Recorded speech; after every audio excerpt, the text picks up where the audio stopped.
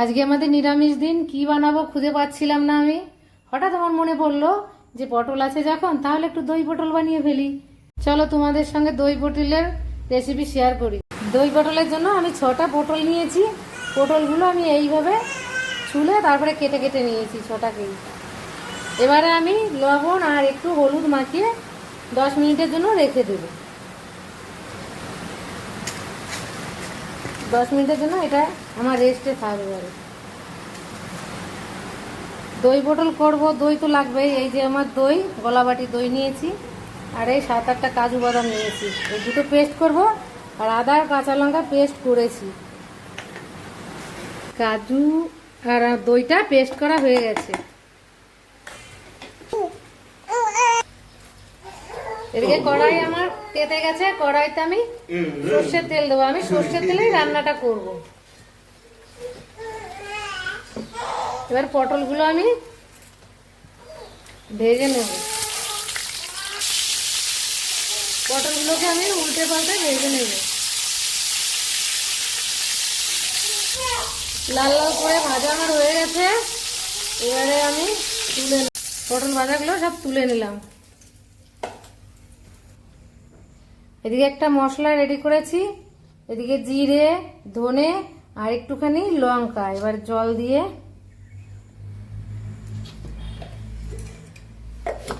গুলে নেব।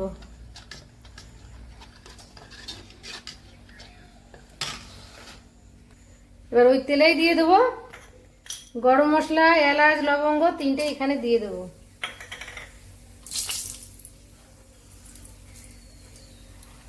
আদা আর কাঁচা লঙ্কা পেস্টটা দিয়ে দিলাম।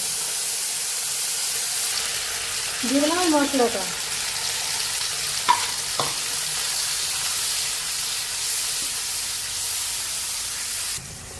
দিয়ে দেবো হলুদ। দিয়ে দেবো পরিমাণ মতো লবণ।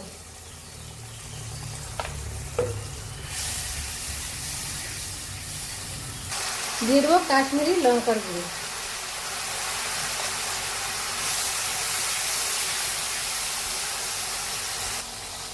এবারে দিয়ে দেবো টক দইটা আর কাজু বাদামটা।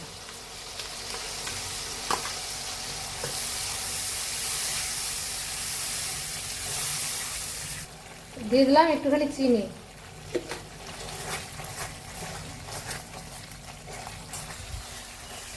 একটা না কষাতেই হবে, আর না নিচে লেগে যাবে। কাজু বাদাম আছে, তেলটা থেকে, এই মশলাটা থেকে আমার তেলটা ছেড়ে দিয়েছে। এবার আমি পটলগুলো দিয়ে দেবো।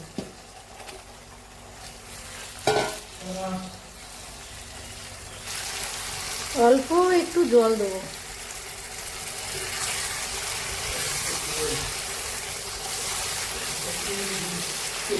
আমার দই পটল প্রায় হয়ে গেছে। এবারে দিয়ে দেবো গরম মশলা।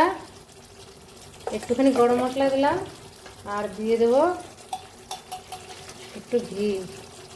উপর দিয়ে একটু ঘি ছড়িয়ে দিলাম। ব্যাস, রেডি আমার দই পটল।